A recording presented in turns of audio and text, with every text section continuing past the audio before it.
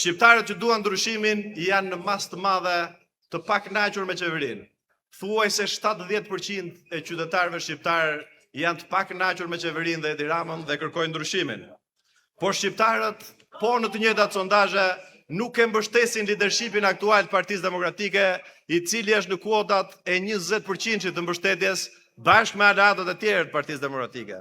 Kjo është e vërteta që ne duhet ta themi, që ta shërojmë më pas. Dhe kur nuk e themi të vërtetën, ne nuk ndryshojmë kurrë. Sot duhet flasim qartë për një realitet që të gjithë e dinë. Sali Berisha nuk mund ta sjellë Partinë Demokratike në pushtet, as sot, as nesër dhe as kurrë. Çdo ditë që ai qëndron në krye të Partisë Demokratike është një fitore personale për të, por një humbje e madhe për Shqipërinë, për Partinë Demokratike dhe për opozitën në tërësi. Kjo është e vërteta që të gjithë e thonë edhe përshpërisin nëpër tavolina, por gjithë duhet të kenë guximin ta thonë publik. Ai abuzon me besnikërinë e demokratëve, abuzon me respektin që njerëzit kanë për moshën dhe për historinë e tij. Dhe në shumë raste i vendos ata në një pozitë vështirë, të heshtin kur ata duhet flasin. Por pyetja që duhet të bëjmë ne është shumë e thjeshtë. Kush e ka përgjegjësinë për humbjet e një pasnjëshme të Partisë Demokratike? Kush e bëri listën e kandidatëve? Kush e hartoi programin? Kush e drejtoi fushatën?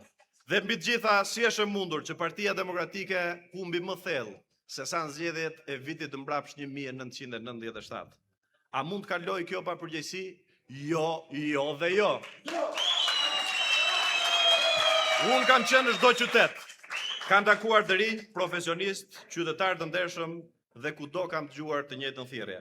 Mjaft më me të shkuarën, është koha për ndryshim. Është koha për ndryshim. Kjo nuk është vetëm një ide apo një slogan. Është bindje e gjerë se ky ndryshim nuk mund të vijë pa një rinovim të plot të lidershipit të Partisë Demokratike, sepse nuk mund të presësh rezultate të reja nga të njëjtat figura që kanë prodhuar të njëjtat humbje. Sepse për këtë tipologji të personaliteteve njerëzore që janë pak në fakt që lëpihen në rrotull kryetarëve të partisë, sa herë ka kryetar Partia Demokratike, Albert Einstein kishte një etiketë vetme: budallënj që punojnë vetëm për interesa personale. Ne nuk mund të pranojmë që në Shqipërinë e imprezit të ri, ndryshimi të shihet si luks. Ndryshimi është domosdoshmëri. Dhe ky është momenti të vërtetës. Ose do të vazhdojmë me të njëjtën rrugë dhe do të vazhdoni me të njëjtën rrugë që na ka çuar në humbje, ose siç e kemi marrë, do të marrim guximin dhe do të kemi kurajon për ta ndryshuar Partinë Demokratike një herë mirë.